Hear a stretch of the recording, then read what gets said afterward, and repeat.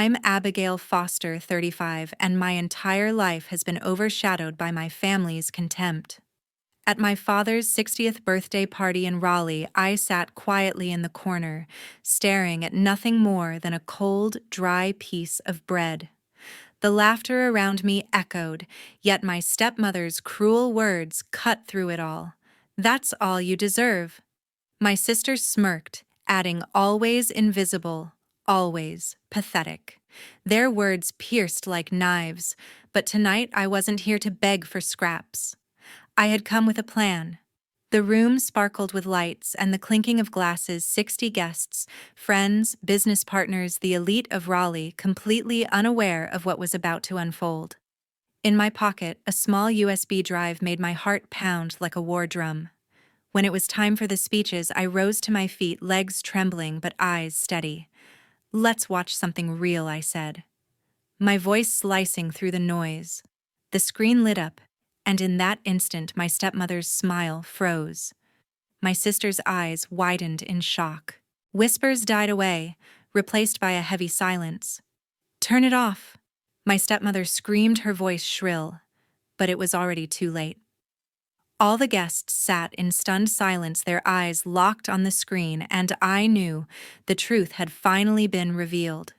If you were in my place, would you dare expose everything in front of your family and friends, or would you stay silent to keep the peace? Share your thoughts. In the comments, your answer might inspire someone who's facing the same battle. Days before I faced my family, I sat in my Raleigh apartment staring at an email that felt like a trap.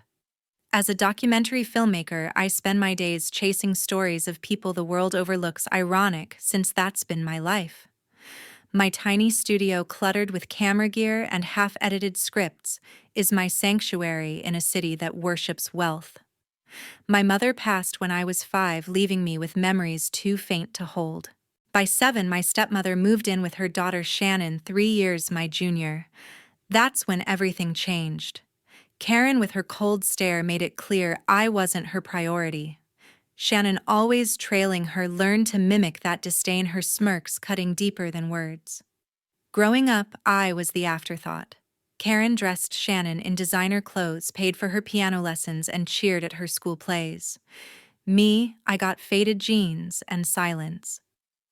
At 10, I asked to join a family dinner with Dad's business partners. Karen's response was sharp. "You're not part of this." Shannon chimed in. "Stay out of it, Abby." Dad, buried in his real estate deals, didn't notice or didn't care. I shrank, learning to stay quiet, to blend into the walls of our sprawling Raleigh house. My escape was a cheap camcorder I bought at 16, filming stories of kids like me, ones nobody saw. Karen called it wasted time. Shannon scoffed. "Your films won't change anything." I left home at 18, piecing together a life through scholarships and late-night editing sessions. Shannon, meanwhile, glided through college on family money-landing internships, Dad's name secured. Karen threw her a lavish graduation party I wasn't invited to. Dad sent me a check with a scribbled note, "Congrats." That was it. The distance between us grew, but the sting of being less than never faded. I poured it into my work, crafting documentaries that won small awards, but never the spotlight. My friend Ellen Reed, a graphic designer I met in high school, was the only one who saw what I could do. Over coffee at a downtown cafe, she'd say, "Your films matter, Abby. Don't let them dim you." When the email for Dad's birthday arrived, signed by Karen, my first instinct was to delete it. The words were formal, like I was a distant cousin, not family. I pictured walking into that elegant hall surrounded by Raleigh's elite, only to be ignored again. Why bother? But Ellen, sprawled on my couch, grabbed my phone. "You're going," she said, her voice firm. "Not to please them, to prove you're not invisible." I stared at her, my chest tight. I'd spent years dodging these confrontations, burying the hurt in my work. But Ellen's words hit hard. She was right. I wasn't that kid hiding in her room anymore. I thought back to moments that still burned, like the Christmas when Karen gave Shannon a sapphire bracelet while I got a bookstore gift card. Or Shannon's Sweet 16, where Karen rented a ballroom but my graduation passed, with a text from Dad, proud of you. Every slight built a wall, but it also built me. My films, my grit, they came from that pain. I wasn't going to that party to beg for a seat at their table. I was going to stand tall to face the family that pushed me aside.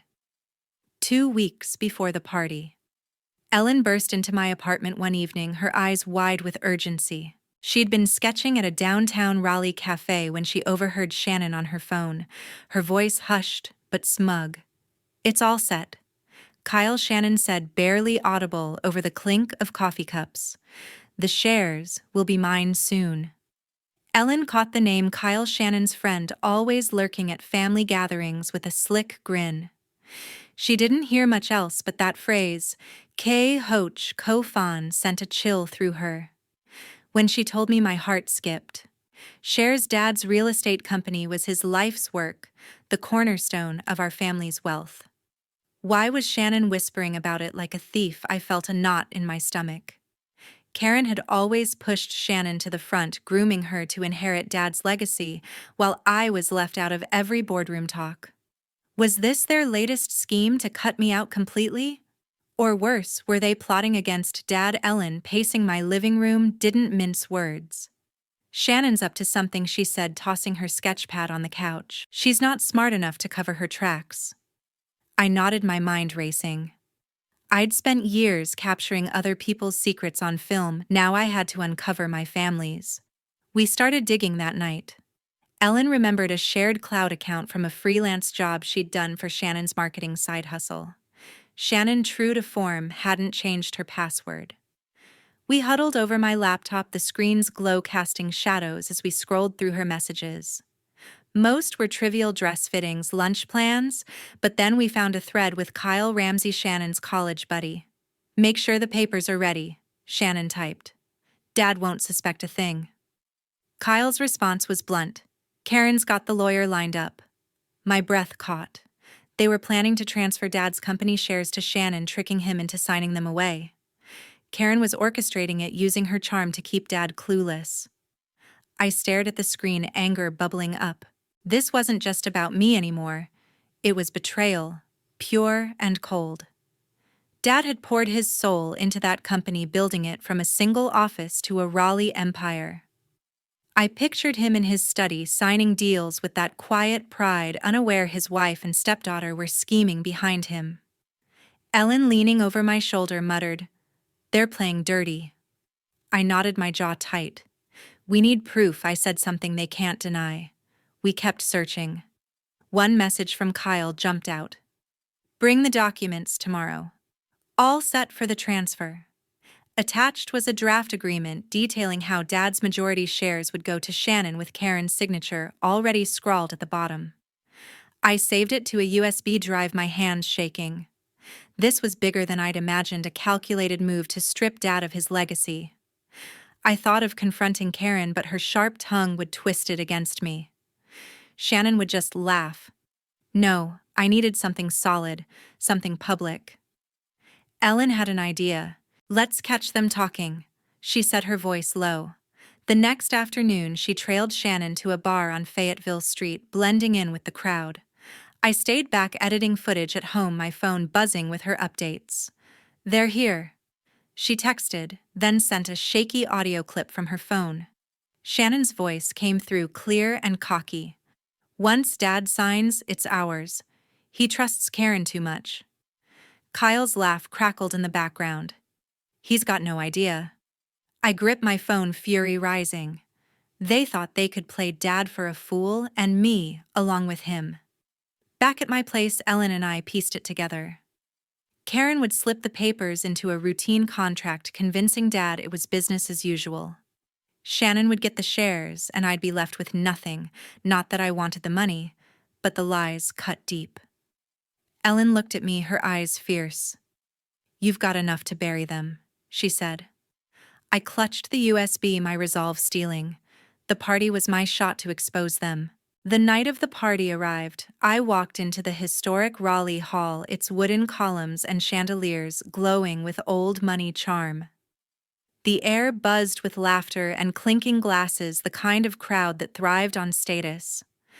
I'd dressed simply a black dress, no frills, knowing I'd never blend in with the tailored suits and sparkling gowns.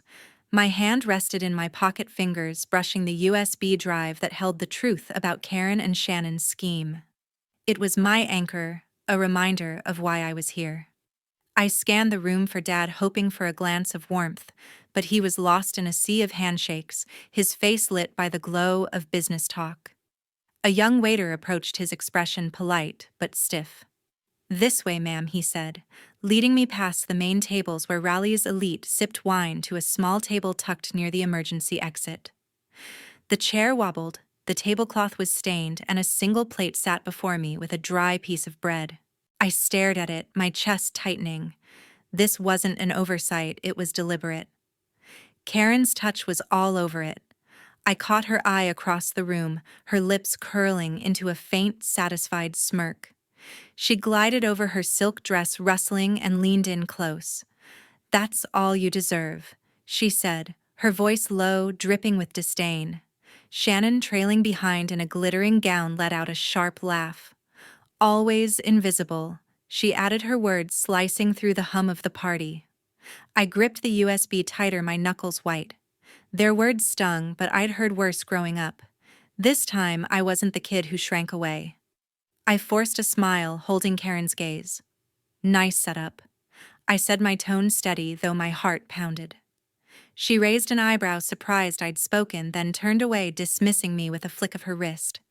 Shannon lingered, her smirk widening.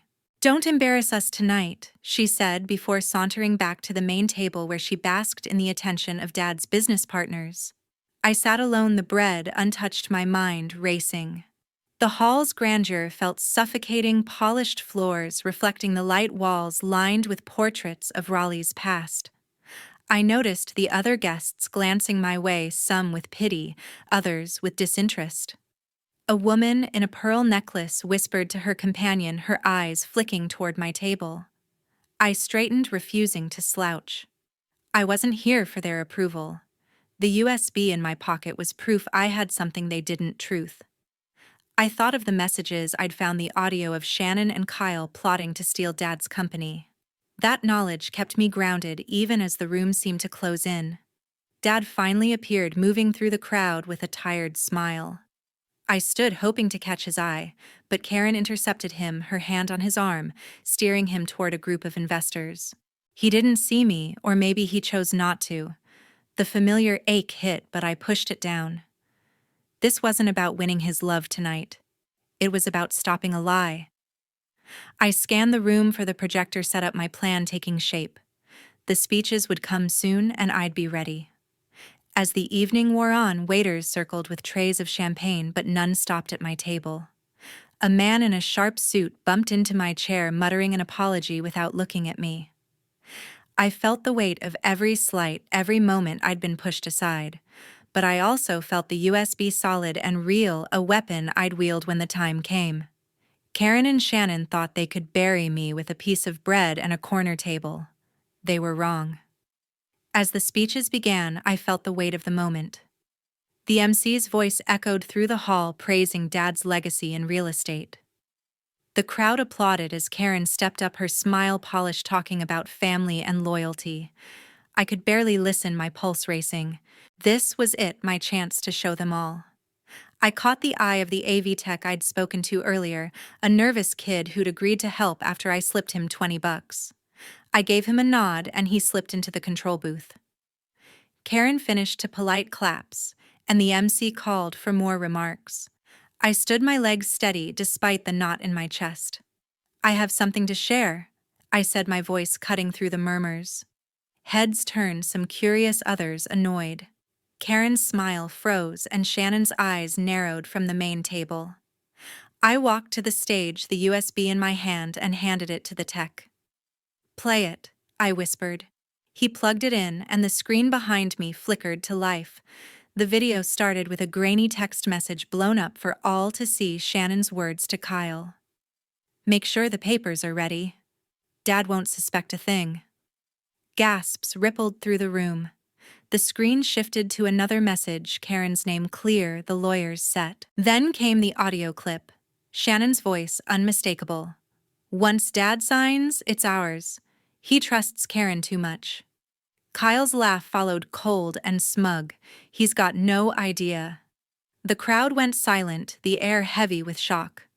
I stood still watching their faces, some wide-eyed others whispering furiously. Karen's composure cracked. She stood, her voice sharp. Turn it off, she snapped, but the tech looked at me unsure. I shook my head, and the video kept rolling, showing the draft agreement with Karen's signature outlining the plan to transfer Dad's shares to Shannon. The hall erupted in murmurs, guests turning to each other, their faces a mix of disbelief and outrage. I glanced at Dad, his expression shifting from confusion to something darker, betrayal. He stood slowly, his eyes locked on Karen. Before anyone could move, Kyle stumbled in from the back, his face flushed, clearly caught off guard. It's true, he blurted, his voice shaky as eyes turned to him. Shannon and Karen, they planned it all. I just followed orders.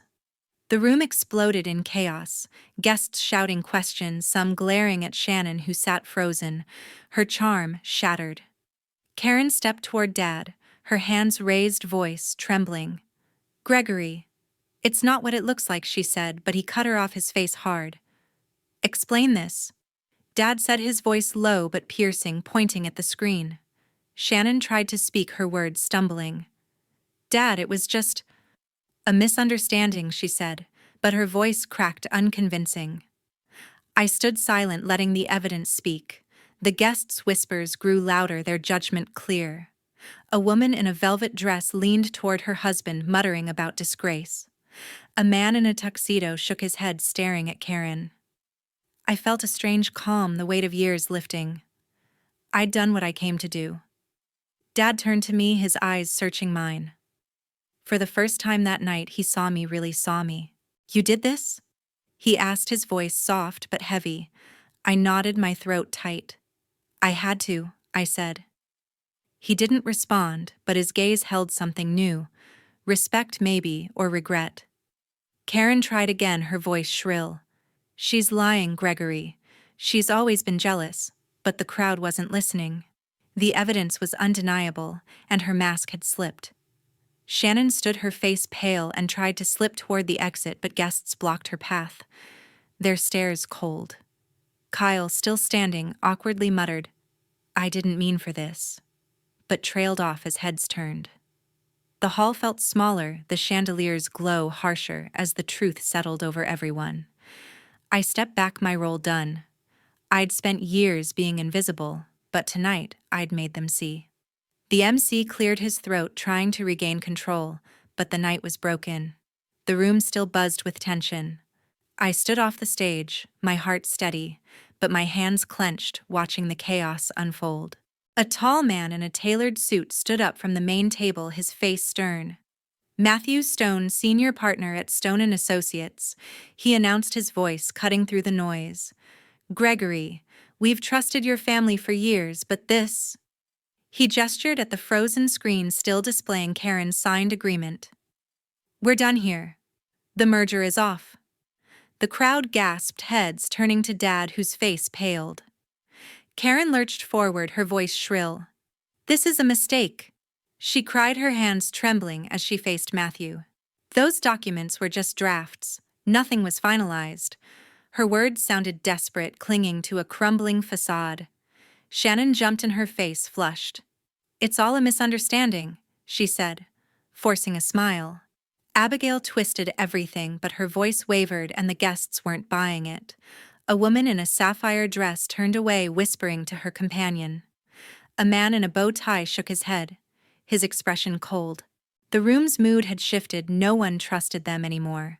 I watched silent as the weight of their lies crushed them. Matthew didn't bother responding. He nodded to his team, who gathered their coats and headed for the exit, their footsteps echoing in the now quiet hall. Other guests followed, some muttering about broken trust, others casting sharp glances at Karen and Shannon.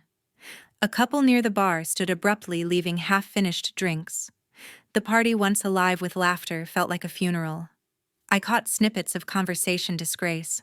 How could they, as Raleigh's elite, abandon the family they'd once courted? Dad stood motionless, his shoulders slumped. I'd never seen him like this, stripped of his usual confidence. He looked at Karen, then Shannon, his eyes heavy with disappointment.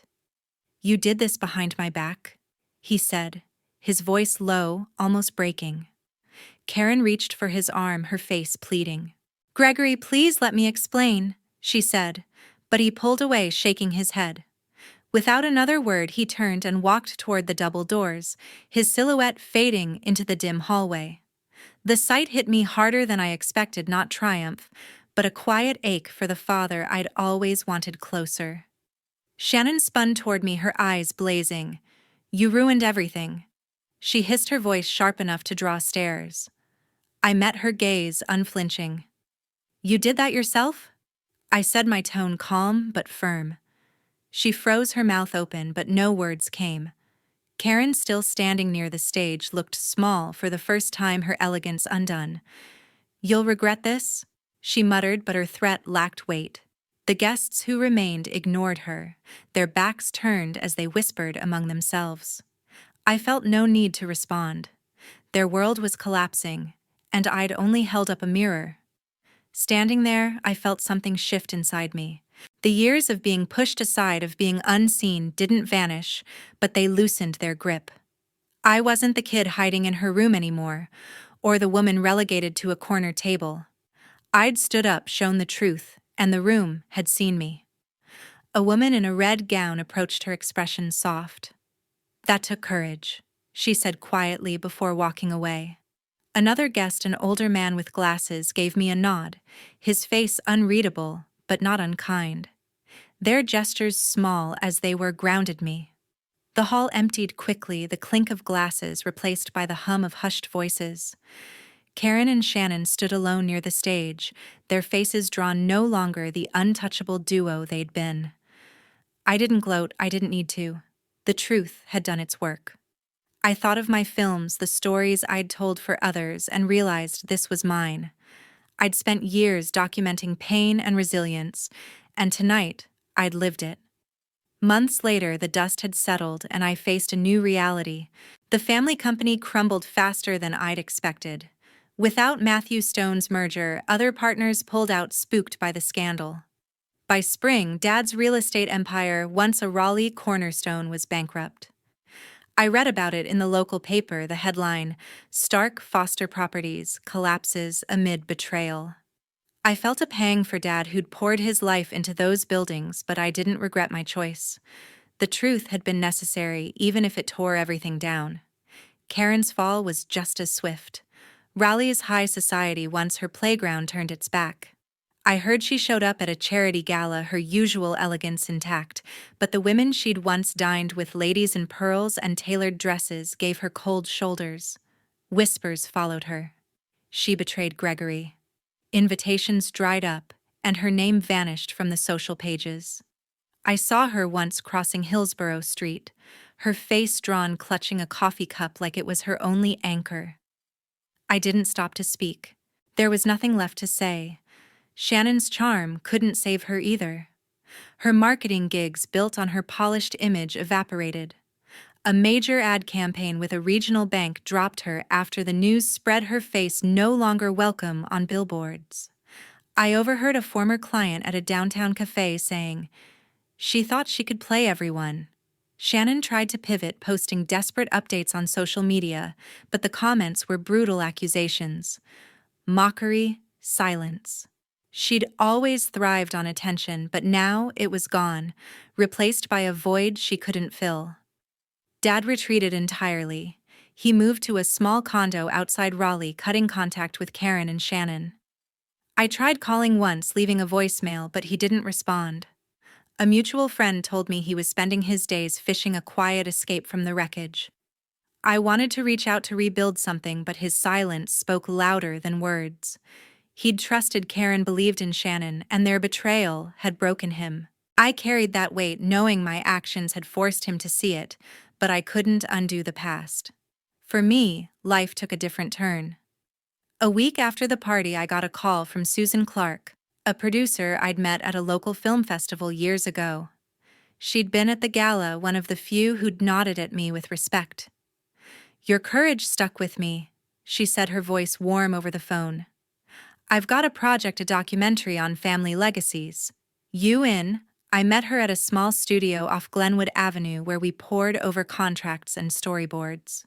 Susan's confidence in me felt new, untainted by the family drama. I signed the deal, my pen steady, a spark of pride igniting. It was my first real break, a chance to tell stories that mattered. The work consumed me. I spent mornings editing footage, afternoons scouting locations, my apartment now a maze of scripts and coffee mugs. Susan pushed me to dig deeper, to capture raw truths, the kind I'd always chased. I thought back to my old camcorder days filming shadows to feel seen, but this was different. I was building something of my own, not proving myself to anyone. The crew respected me, their nods and quick smiles, a quiet validation. For the first time, I wasn't invisible.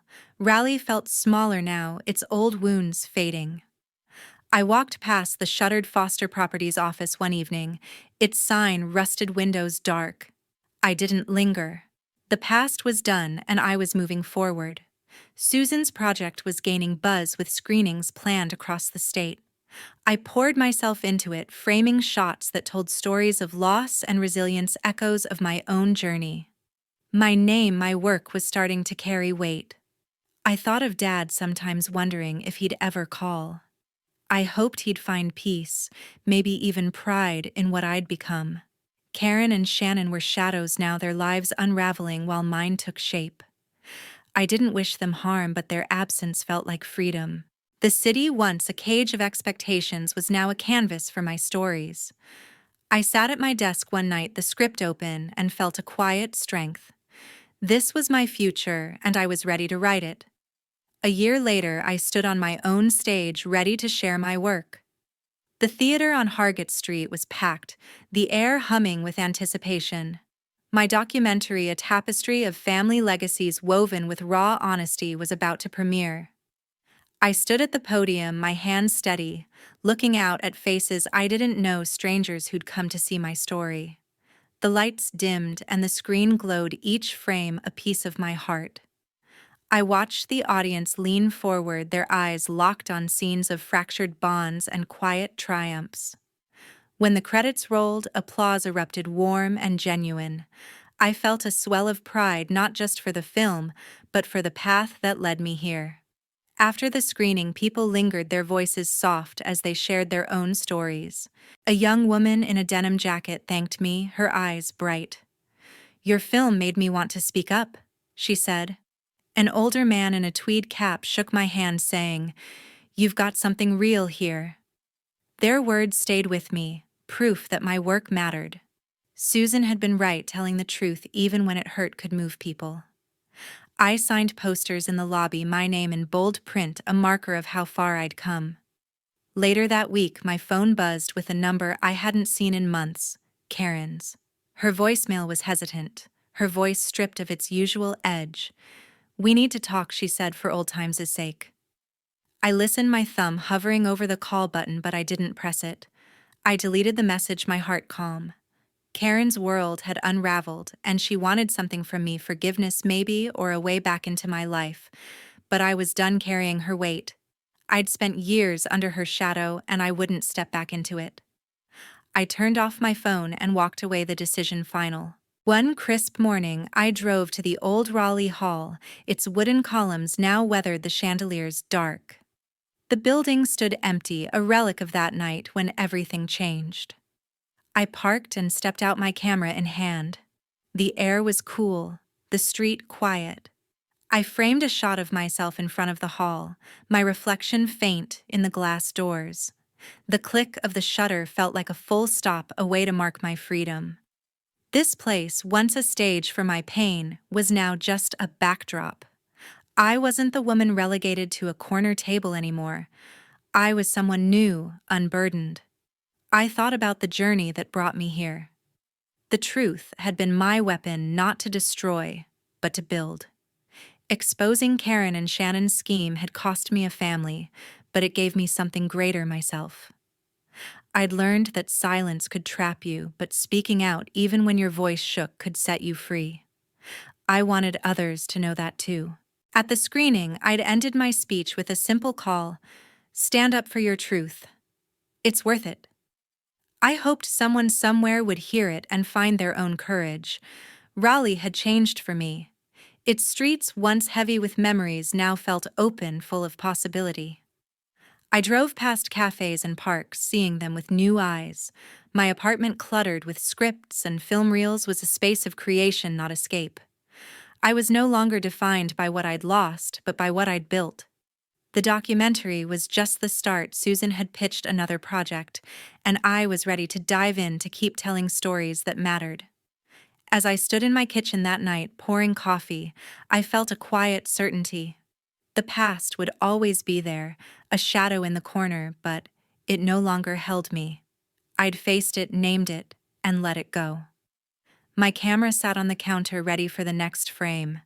I was free not just from Karen or the family or that old hall, but from the fear of being unseen.